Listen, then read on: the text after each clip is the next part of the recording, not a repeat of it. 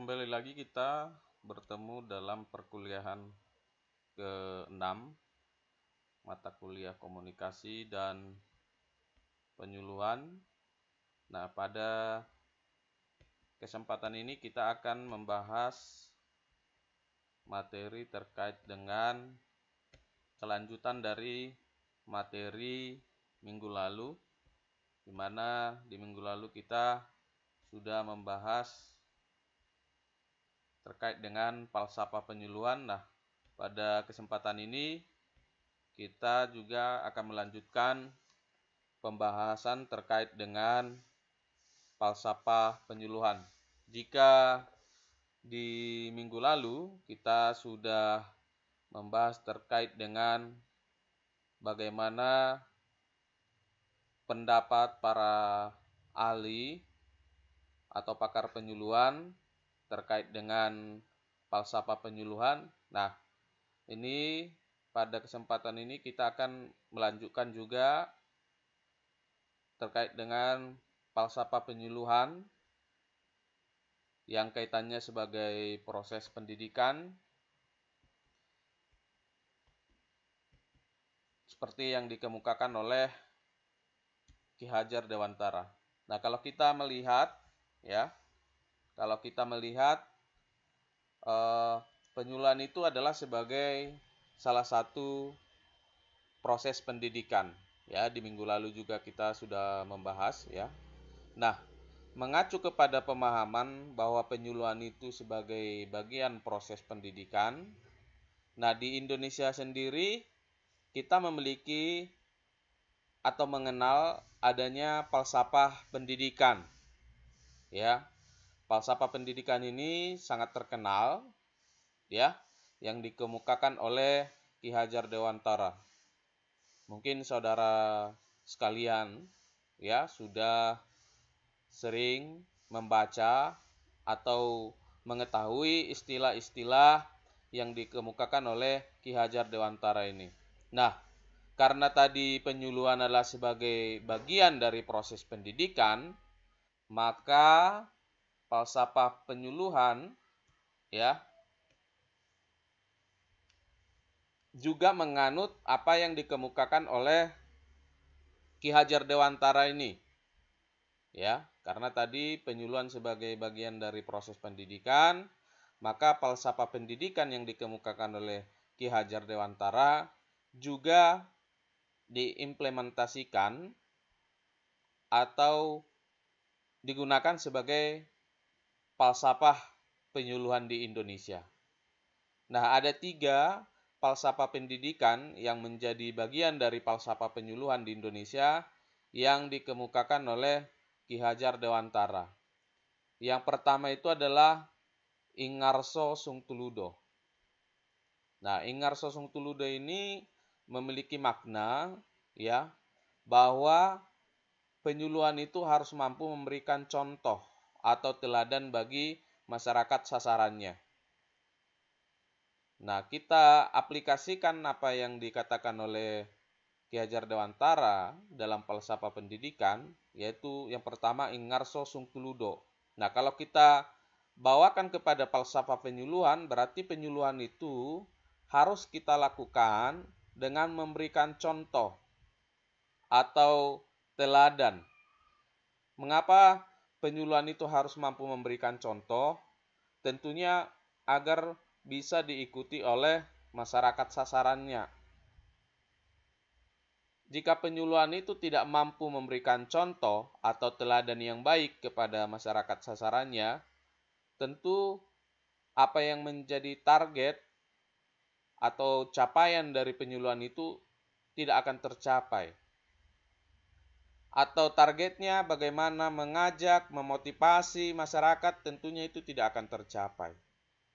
Karena masyarakat bisa menilai apakah kegiatan penyuluhan yang dilakukan itu bisa memberikan contoh atau teladan yang baik. Jadi seorang penyuluh harus mampu berperilaku yang baik.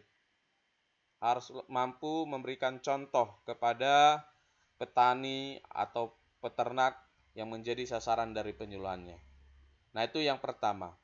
Yang kedua, falsafah pendidikan menjadi bagian dari falsafah penyuluhan di Indonesia. Yang kedua adalah Ing Madio Mangunkarso.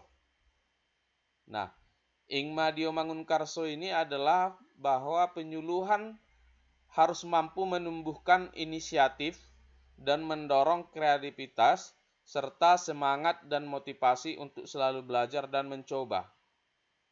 Jadi suatu kegiatan penyuluhan itu menurut dari falsafah pendidikan yang dikemukakan oleh Ki Hajar Dewantara ini, kalau kita aplikasikan kepada kegiatan penyuluhan, maka penyuluhan itu harus mampu mendorong inisiatif. Jadi penyuluhan yang kita lakukan itu tidak menjadikan masyarakat sasarannya menjadi bergantung kepada penyuluh.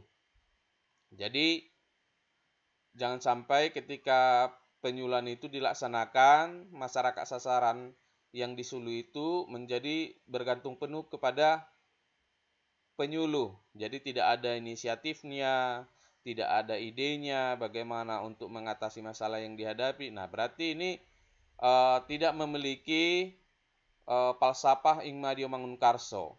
Tetapi penyuluhan itu ya sebagai bagian proses pendidikan haruslah mampu menumbuhkan inisiatif. Jadi seorang penyuluh harus mampu mendorong ya agar masyarakat baik itu petani, ya, peternak, nelayan itu harus mampu mendorong inisiatif mereka. Ya, dan mendorong kreativitas serta semangat dan motivasi untuk selalu belajar dan mencoba. Jadi penyuluhan yang dilakukan itu harus bisa mendorong masyarakat itu untuk berpikir kreatif, ya. Atau dengan kata lain, setelah dilakukan penyuluhan, diharapkan petani atau peternak itu mampu menciptakan suatu solusi atau mampu menciptakan suatu kreativitas. Berarti ketika masyarakatnya mampu menciptakan suatu kreativitas atau mampu membuat suatu ide atas permasalahan yang dihadapi, berarti penyuluhan yang kita lakukan itu telah sesuai dengan falsafah Ing Madio Mangunkarso. Kemudian yang ketiga, falsafah pendidikan yang dikemukakan oleh Ki Hajar Dewantara yang menjadi juga bagian falsafah penyuluhan di Indonesia. Yang ketiga adalah Tutwuri Handayani.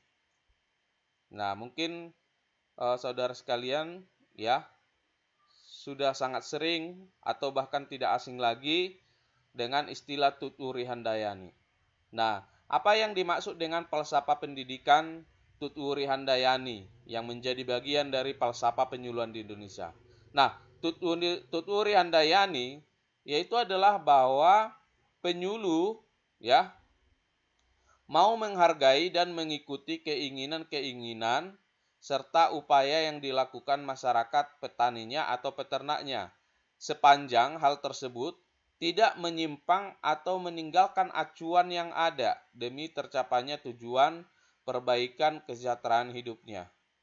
Jadi falsafah pendidikan Tutwuri Handayani ya yang menjadi bagian dari falsafah penyuluhan berarti kita harus ya sebagai penyuluh mampu menghargai ya menghargai masyarakat yang kita suluh. Ya di minggu lalu sudah saya singgung bahwa antara penyuluh dengan orang yang disuluh atau masyarakat yang disuluh itu posisinya setara. Tidak ada yang lebih tinggi atau tidak ada yang lebih rendah. Atau jangan sampai penyuluh memandang petani atau peternak posisinya lebih rendah dari dirinya. Nah, itu tidak boleh. Makanya falsafah pendidikan Tutwuri Handayani ini adalah penyuluhan yang mampu ya menghargai masyarakat yang disuluh. Jadi penyuluh harus mampu menghargai orang yang disuluh, apakah itu petani, peternak, ya. Dan penyuluh juga harus mau mengikuti keinginan. Jadi manakala ada keinginan dari masyarakat yang disuluh, ada keinginan dari peternak misalnya ide-ide itu muncul dari peternak, kemudian peternak itu misalnya menyampaikan ide-idenya, saran-sarannya. Nah, itu penyuluh harus mau mengikuti hal tersebut dengan catatan, ya, apa yang dikemukakan atau apa yang menjadi keinginan dari masyarakat yang disuluh itu tidak menyimpang, ya, dari acuan yang ada. Artinya acuan kita adalah bagaimana tujuan dari penyuluhan itu tercapai. Kita melakukan suatu kegiatan penyuluhan, tentu tujuannya adalah untuk meningkatkan pengetahuan, meningkatkan keterampilan, ya, serta meningkatkan kesejahteraan masyarakat yang kita suluh. Itu adalah tujuan kita. Nah, selagi keinginan-keinginan masyarakat tersebut, ya, tidak menyimpang dari tujuan itu, ya, seorang penyuluh harus mau mengikuti keinginan-keinginan dari masyarakat yang menjadi sasaran penyuluhannya. Jangan sampai misalnya seorang penyuluh tidak mau mengikuti atau menghargai masyarakat sasaran penyuluhannya. Nah, itu tidak boleh sesuai dengan falsafah pendidikan sebagai bagian dari falsafah penyuluhan.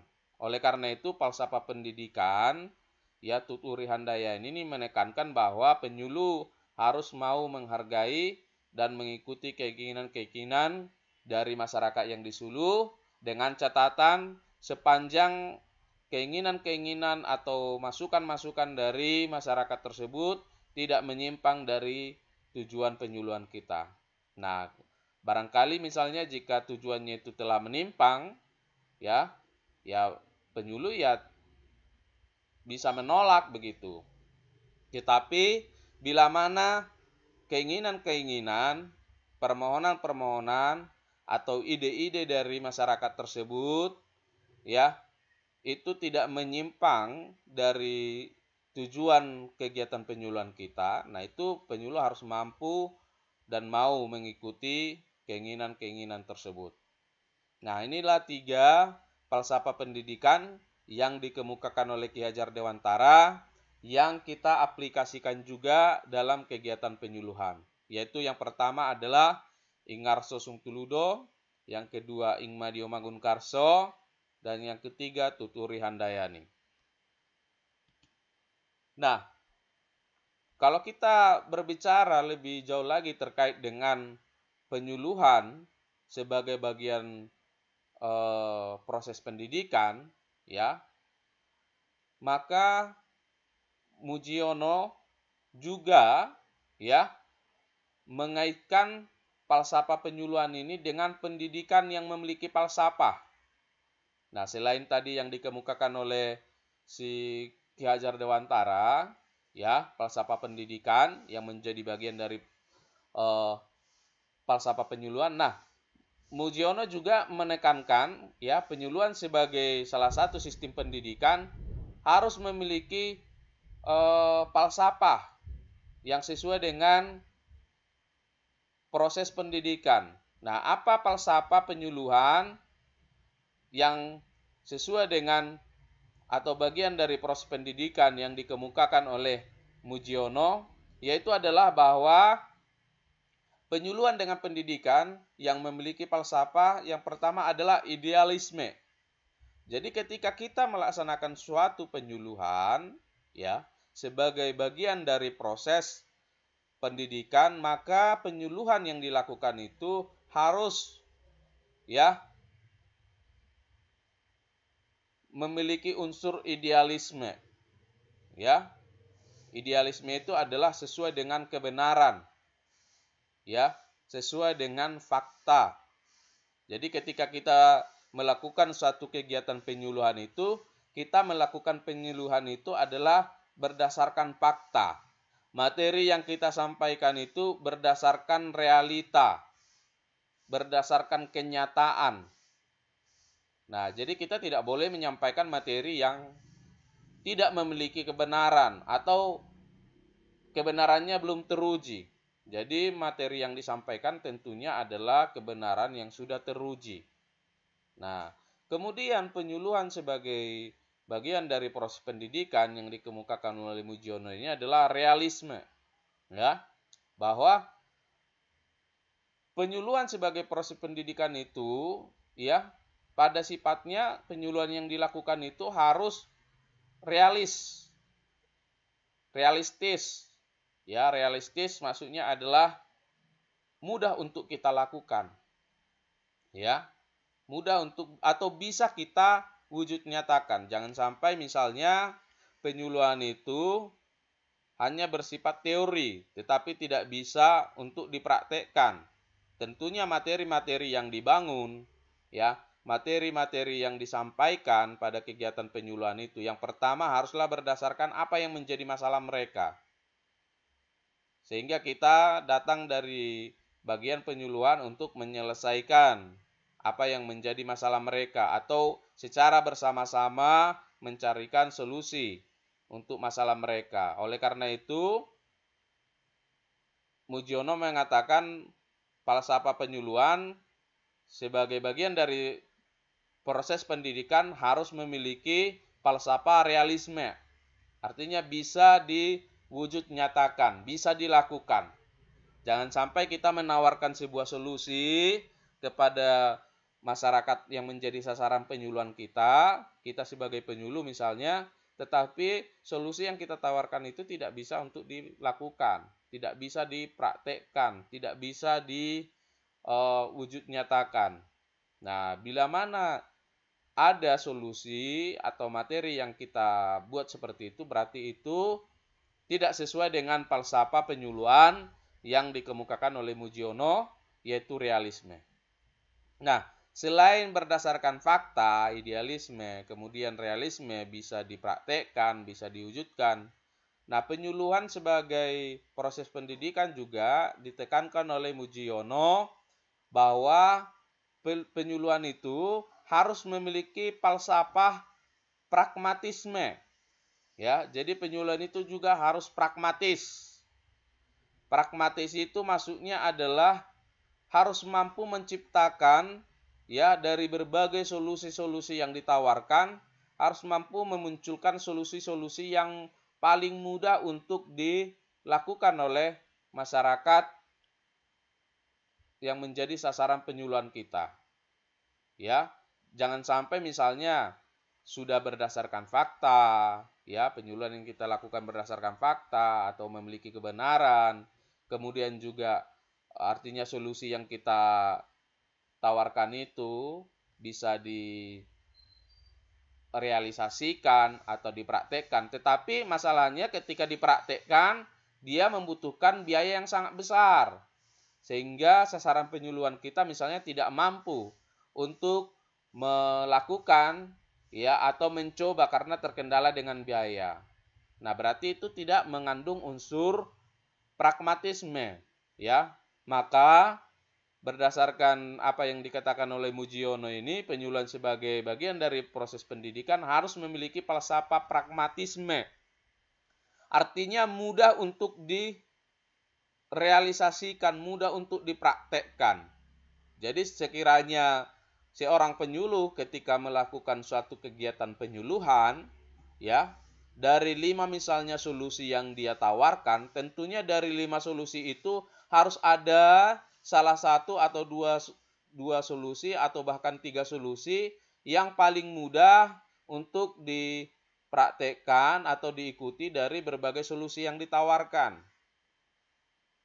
Nah, bagaimana misalnya sasaran penyuluhan atau masyarakat yang menjadi sasaran penyuluhan kita, baik itu petani atau peternak itu, ketika mereka itu misalnya mendapatkan solusi, ya, dari kegiatan penyuluhan, tetapi solusi itu tidak bisa mereka praktekkan. Karena solusi kita itu misalnya agar dia bisa direalisasikan, dipraktekkan, dia membutuhkan biaya yang sangat besar. Nah, itu berarti tidak mengandung atau tidak memiliki falsafah pragmatisme. Nah, oleh karena itu, penyuluhan sebagai bagian dari proses pendidikan haruslah memiliki ketiga falsafah tadi, yaitu idealisme, realisme, dan pragmatisme. Nah, falsafah idealisme, realisme, dan pragmatisme ini berarti ya atau memberikan penjelasan bahwa penyuluhan pertanian atau peternakan itu harus mampu menumbuhkan cita-cita yang melandasi untuk selalu berpikir kreatif dan dinamis. Jadi dengan adanya tadi falsafah idealisme, realisme, dan pragmatisme itu mendorong ya kegiatan penyuluhan itu menumbuhkan semangat, cita-cita bagi masyarakat atau sasaran penyuluhan ya sehingga mereka mampu berpikir secara kreatif dan dinamis. Jadi dengan adanya falsafah idealisme ini ya berdasarkan kebenaran, kemudian bisa direalisasikan dan ada solusi yang mudah dilakukan ya atau yang mudah dicoba. Nah, dengan penyuluhan yang seperti ini tentunya diharapkan masyarakat itu terdorong ya untuk lebih berpikir kreatif dan dinamis dalam menyelesaikan masalah-masalah yang dihadapi dari kegiatan pertanian atau peternakannya. Nah, inilah 3 falsafah yang dikemukakan oleh Mujiono sekaitan dengan falsafah penyuluhan ya sebagai bagian dari proses pendidikan.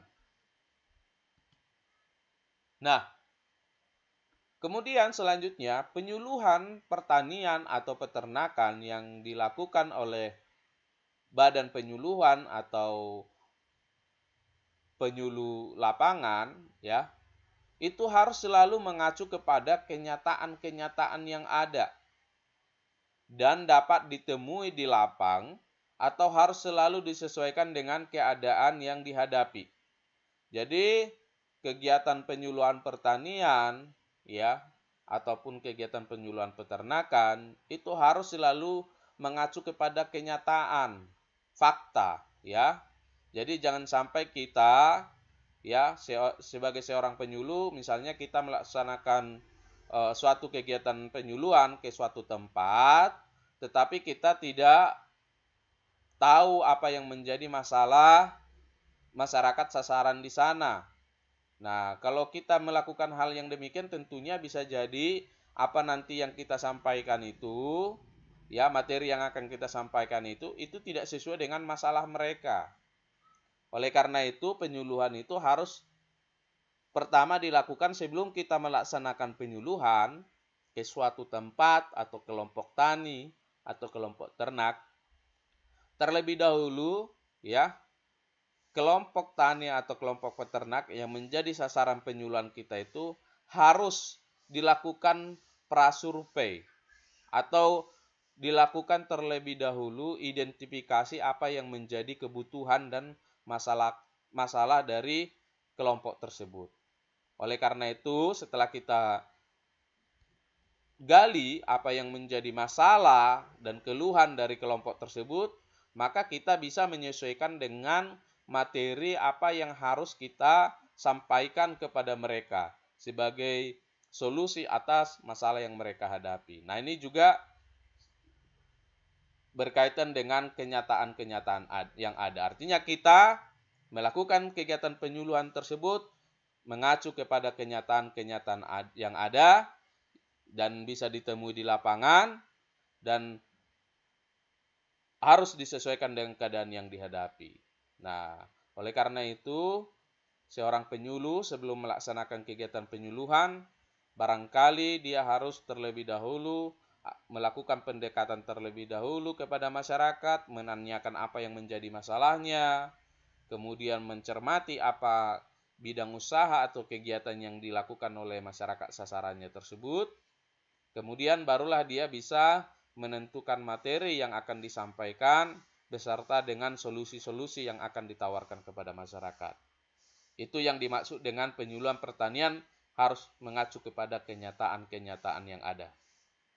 Namun meskipun demikian, penyuluhan harus melakukan hal-hal terbaik ya yang dapat dilakukan dan bukannya mengajar kondisi terbaik yang sulit direalisir. Jadi penyuluhan itu jangan sampai ya menghilangkan makna kegiatan penyuluhan itu. Ya, jangan penyuluhan yang dilakukan tersebut berorientasi kepada bagaimana mengajar di lapangan, ya. Karena sebagus apapun ya cara mengajar di lapangan yang dilakukan oleh seorang penyuluh, tetapi kalau itu tidak bisa direalisasikan, tidak bisa dipraktekkan, itu sama saja kita tidak melakukan kegiatan penyuluhan. Artinya kita melakukan kegiatan penyuluhan tentu adalah kita melakukan hal-hal yang terbaik yang bisa dilakukan, diikuti, dicoba oleh masyarakat yang menjadi sasaran penyuluhan kita. Nah, jangan sampai misalnya kita sebagai seorang penyuluh, kita turun ke lapangan, kemudian kita di lapangan ya menganggap kita dengan mengajar, menyampaikan materi ya dengan baik, menggunakan misalnya alat pendukung ya, laptop, proyektor atau hal lain misalnya. Nah, tetapi bila hal yang kita sampaikan atau materi yang kita sampaikan, meskipun tadi sarana pendukung untuk kegiatan penyuluhan yang kita lakukan itu sangat bagus, menggunakan teknologi, tetapi kalau apa yang kita sampaikan itu tidak sesuai dengan masalah mereka dan tidak bisa diuji coba atau direalisasikan dalam bidang usahanya, maka itu menyimpang dari makna penyuluhan itu sendiri.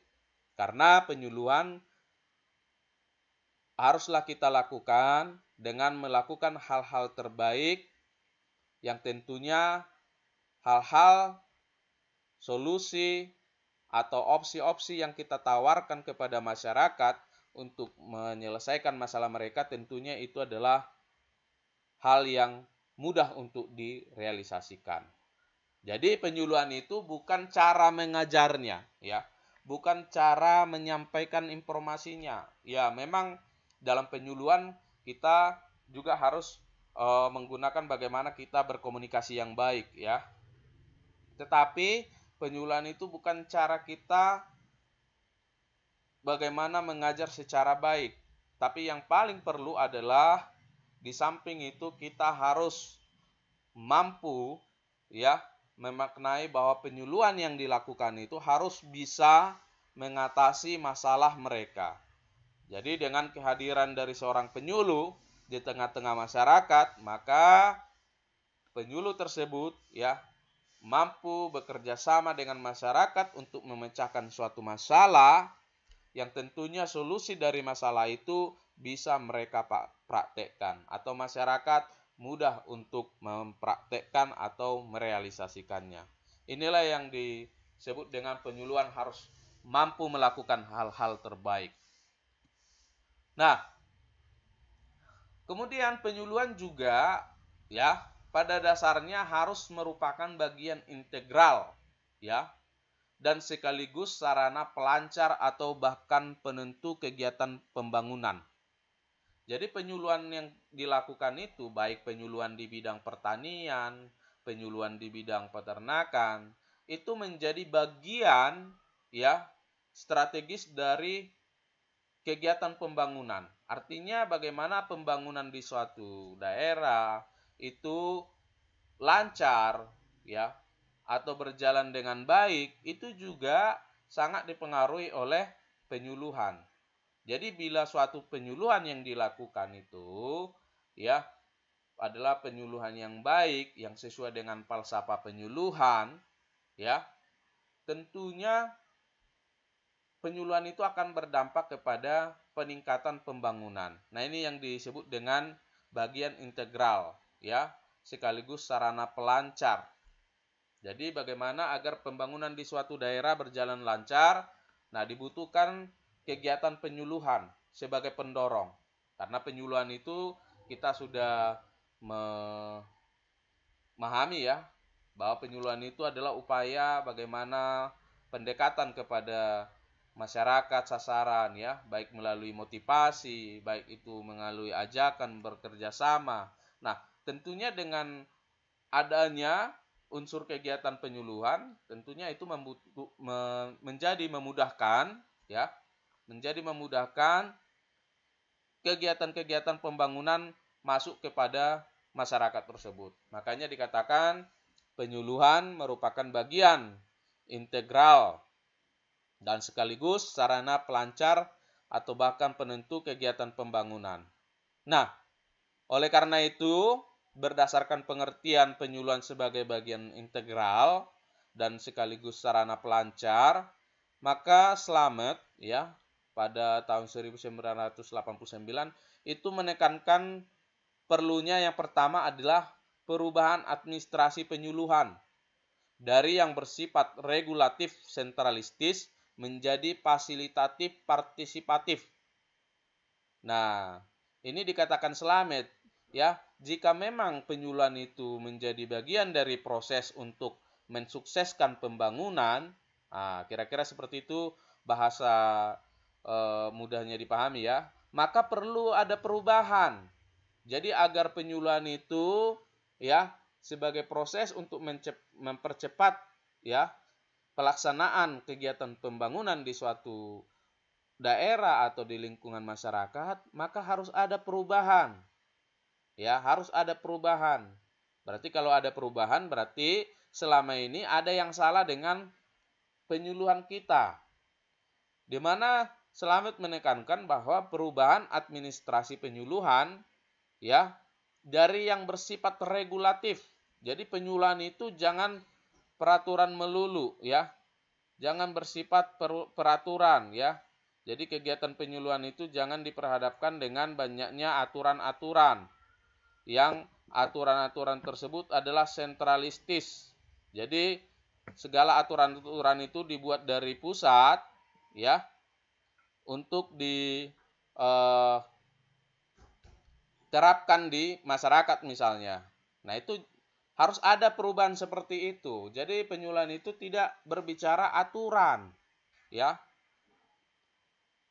Tetapi harus menjadi fasilitatif partisipatif. Jadi penyuluhan itu harus memfasilitasi ya. Jadi administrasi penyuluhan itu harus memfasilitasi. Misalnya masyarakat itu belum mampu untuk misalnya bagaimana mereka itu menyusun perencanaan ya kelompok misalnya. Berarti penyuluhan datang di situ untuk memfasilitasi bagaimana masyarakat atau kelompok tani atau kelompok ternak tersebut misalnya bisa menyusun ya apa rencana-rencana kelompok yang akan dilaksanakan ya dalam kurun waktu satu periode kepengurusan misalnya. Nah, berarti di situ penyuluhan harus memfasilitasi ya apa yang dibutuhkan mereka.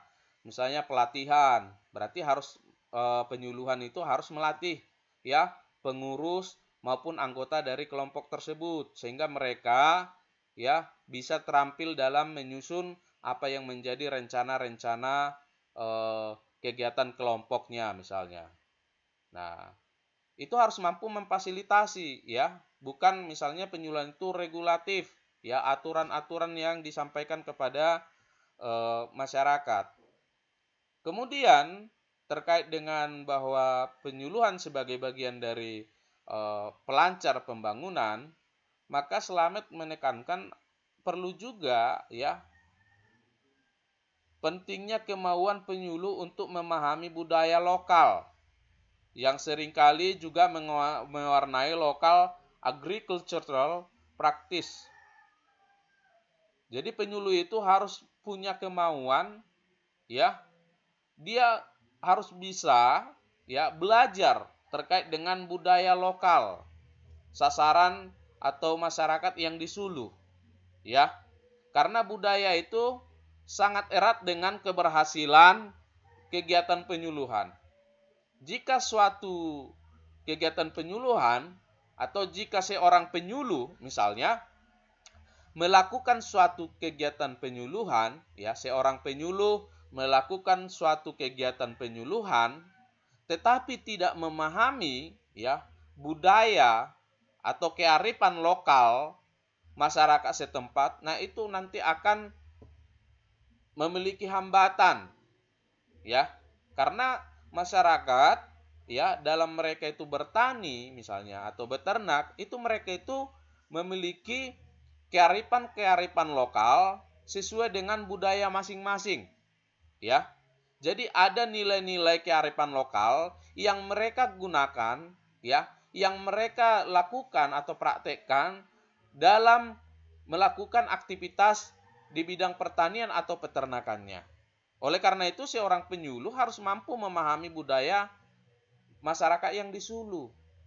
Dengan dia memahami budaya masyarakat yang disuluh itu, nah itu memudahkan, ya, apa yang disampaikan atau informasi apa yang hendak dia sampaikan itu akan lebih mudah diterima oleh masyarakat. Karena dengan memahami budaya lokal masyarakat tersebut, penyuluh bisa mengarahkan, ya, mengarahkan kegiatan penyuluhan tersebut, ya, dengan kearifan lokal masyarakat yang ada di sana. Nah, oleh karena itu sangat penting sekali sebelum melakukan penyuluhan, ya, seorang penyuluh harus memahami budaya lokal masyarakat yang akan disuluh, ya. Ini yang dikatakan oleh Slamet, ya, terkait dengan penyuluhan sebagai bagian dari proses pembangunan. Nah, dari pemahaman yang disampaikan di atas, ya, yang disampaikan oleh Slamet ini bahwa harus ada perubahan administrasi, harus ada kemauan dari penyuluh untuk memahami, ya, budaya, ada istiadat dari masyarakat yang disuluh, maka dari pemahaman itu, ya, kita bisa, ya, melihat ada pengertian. Yang pertama adalah administrasi penyuluhan tidak selalu dibatasi oleh peraturan dari pusat yang kaku, karena hal ini seringkali menjadikan petani tidak memperoleh keleluasaan mengembangkan potensi yang dimilikinya. Jadi jangan sampai, ya, administrasi penyuluhan itu, ya, hanya berbicara peraturan, ya, atau dengan bahasa sehari-harinya administrasi penyuluhan itu, ya, jangan dipenuhi oleh misalnya pengerjaan berkas-berkas yang ada misalnya. Nah, padahal penyuluhan itu adalah bagaimana untuk bekerja sama dengan masyarakat, bagaimana agar menyampaikan suatu informasi yang tentunya informasi tersebut sebagai solusi, ya, atas masalah atau keluhan dari masyarakat. Harusnya penyuluhan itu seperti itu. Tetapi jangan sampai penyuluhan itu disibukkan dengan penyelesaian administrasi, ya, penyelesaian laporan-laporan. Nah, ini kan sering terjadi, ya, sehingga ketika misalnya penyuluhan yang dilakukan itu terlalu banyak aturan-aturan yang mengikat dari pusat, ya, harus melakukan seperti ini, tidak boleh seperti ini, atau kelompok yang menjadi penerima bantuan harus menjadi seperti ini. Itu kalau terlalu banyak sekali peraturan-peraturan yang membatasi masyarakat atau kelompok tersebut, tentunya nanti masyarakat tersebut bisa, ya, terhambat, ya, atau tidak memiliki keleluasaan untuk mengembangkan potensi yang ada di kelompoknya. Karena mereka itu dibatasi dengan banyaknya peraturan misalnya. Oleh karena itu, bahwa penyuluhan itu, ya, harus, ya, dilakukan dengan perubahan administrasi penyuluhan yang mengarah kepada bagaimana untuk memfasilitasi masyarakat atau sasaran penyuluhan. Nah, demikian juga halnya dengan administrasi yang terlalu sentralistis, ya, atau yang terlalu diatur dari atasan, ya. Seringkali tidak mampu secara tepat mengantisipasi permasalahan-permasalahan yang timbul di daerah-daerah, ya. Karena masih menunggu petunjuk atau restu dari pusat. Nah, seringkali memang penyuluhan seperti itu, ya. Jadi jangan sampai lagi penyuluhan kita itu misalnya segala aturan-aturan itu ditetapkan dari pemerintah pusat. Yang mana ya seringkali juga aturan-aturan ya atau kebijakan-kebijakan yang ditentukan ya atau yang ditetapkan oleh pemerintah pusat itu tidak sesuai dengan apa yang menjadi keadaan di daerah ya. Nah, bila mana kebijakan yang dihasilkan atau yang dibuat oleh pemerintah pusat itu tidak sesuai dengan permasalahan ya yang di daerah, nah itu nanti akan menimbulkan suatu masalah ya. Tidak ada kesesuaian ya antara kebijakan yang dihasilkan oleh pemerintah pusat dengan masalah yang dihadapi oleh masyarakat yang ada di daerah.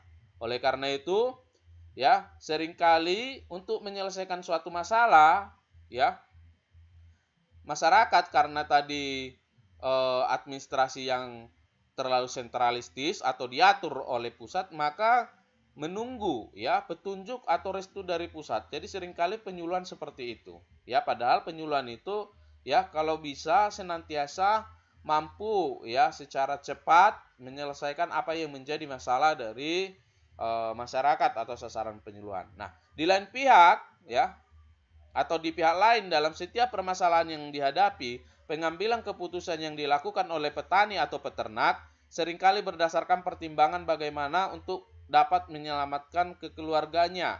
Dalam kasus-kasus seperti ini, seharusnya penyuluh diberi kewenangan untuk secepatnya pula mengambil inisiatifnya sendiri. Karena itu administrasi yang terlalu regulatif seringkali sangat membatasi kemerdekaan petani atau peternak untuk mengambil keputusan bagi usahanya.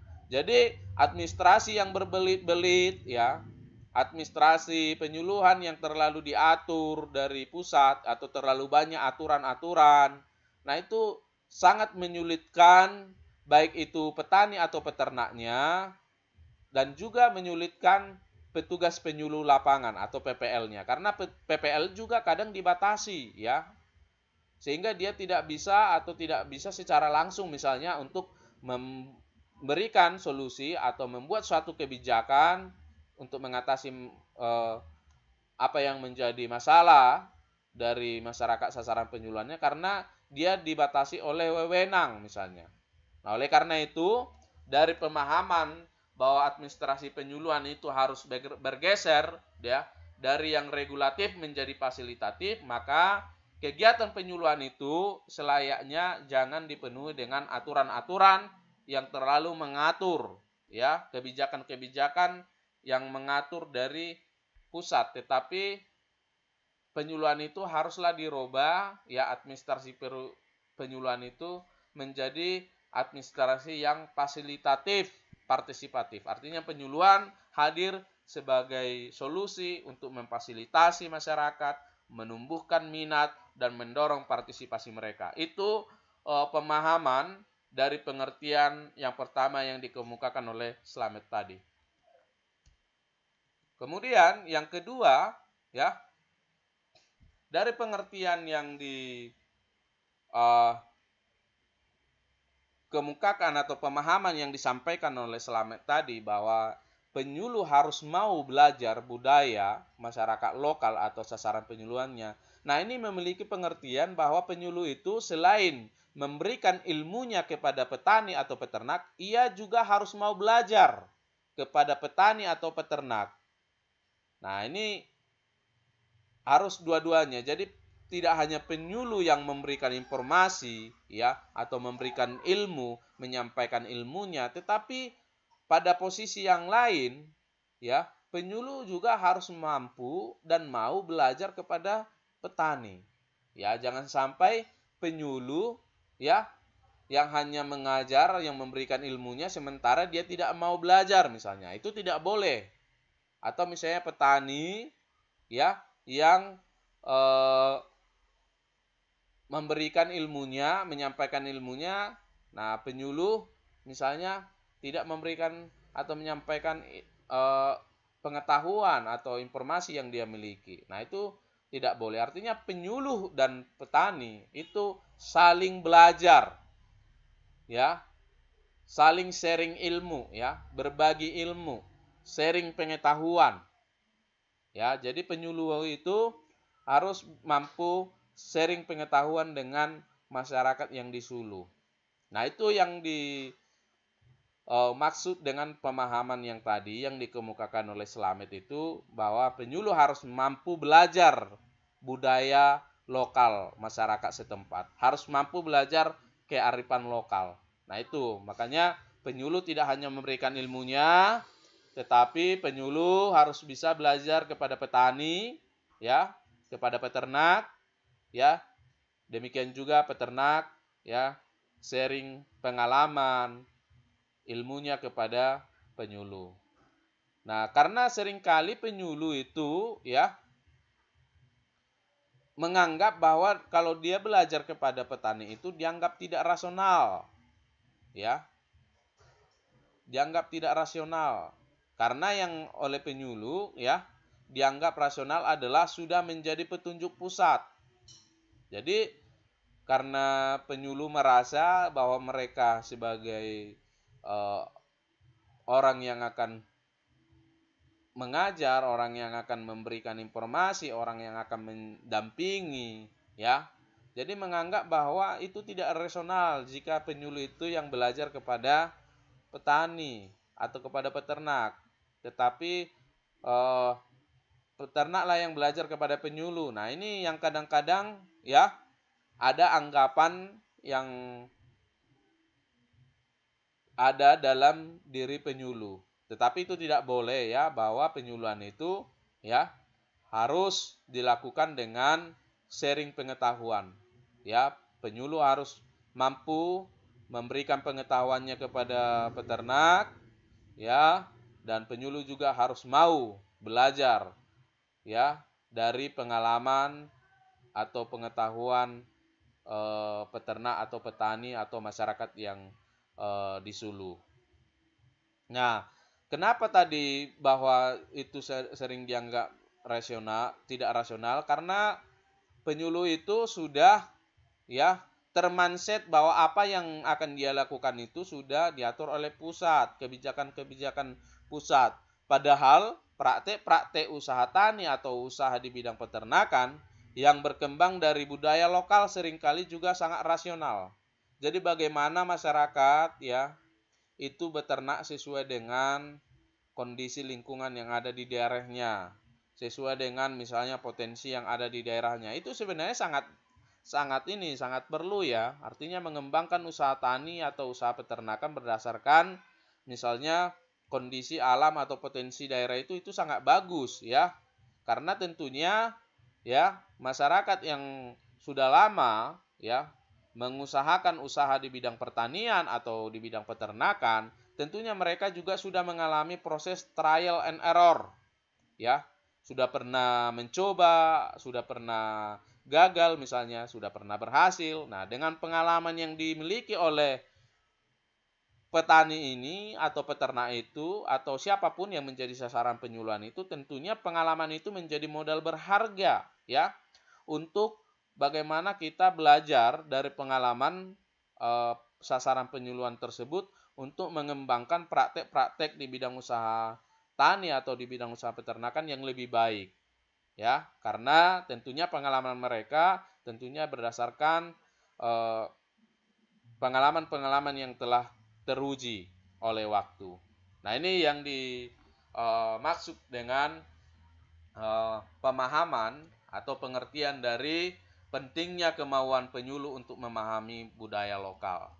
Ya, artinya kita melakukan suatu penyuluhan, kita harus sebagai penyuluh harus bisa belajar dari pengalaman petani, demikian juga petani belajar dari ilmu yang kita sampaikan, kemudian juga kita harus belajar dari budidaya atau cara-cara yang mereka selama ini lakukan, ya, secara kearifan lokal. Kira-kira itu bisa kita kembangkan tidak, ya, bisa kita manfaatkan tidak, atau cara yang demikian bagus tidak? Oh, bagus. Misalnya, yang perlu ditingkatkan adalah misalnya bagaimana masyarakatnya itu untuk memiliki kompetensi misalnya.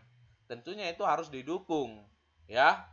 Karena pengembangan pertanian, pengembangan peternakan ya berbasis kearifan lokal itu tentu itu juga sangat rasional untuk diikuti ya, karena telah mengalami yang tadi adalah proses uji coba ya, trial and error. Mereka coba, kemudian gagal, coba lagi gagal, coba kemudian berhasil. Nah, ini kan pengalaman dari sasaran penyuluhan itu yang menjadi sehingga mereka berdasarkan pengalaman itu mereka ya meningkatkan usaha pertanian atau peternakannya menjadi lebih baik. Nah, inilah pengertian dari dua hal yang ditekankan oleh Slamet terkait dengan penyuluhan sebagai bagian dari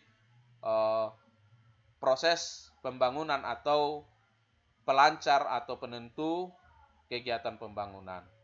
Nah, itu saja yang kita bahas terkait dengan falsafah penyuluhan yang kita bahas ya, lanjutan dari materi minggu lalu ya, yaitu terkait dengan falsafah penyuluhan juga. Jadi ini adalah lanjutan dari materi minggu lalu. Silakan saudara untuk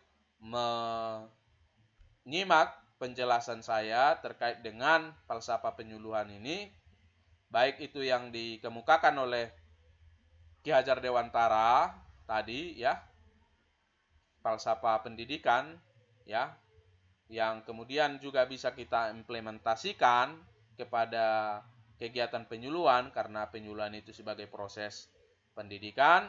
Kemudian juga ada 3 falsafah yang dikemukakan oleh Mujiono, dan kemudian ada penekanan-penekanan dari Slamet terkait dengan perlu ada perubahan administrasi penyuluhan dan kemauan dari penyuluh untuk belajar terkait dengan budaya dan kearifan lokal sasaran penyuluhan. Nah, itu saja materi kita pada pertemuan ini. Silakan saudara, bila mana nanti ada pertanyaan, ya silakan boleh ditanyakan baik di komen di YouTube maupun di Google Classroom atau di WA Group. Silakan ya.